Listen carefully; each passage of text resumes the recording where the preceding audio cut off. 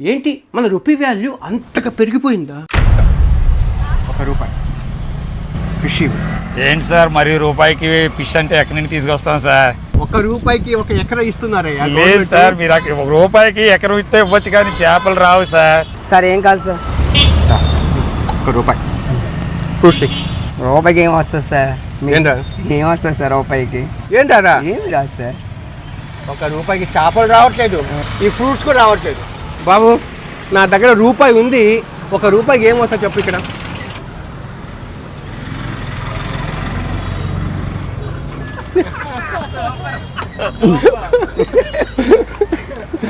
ఇదేనా?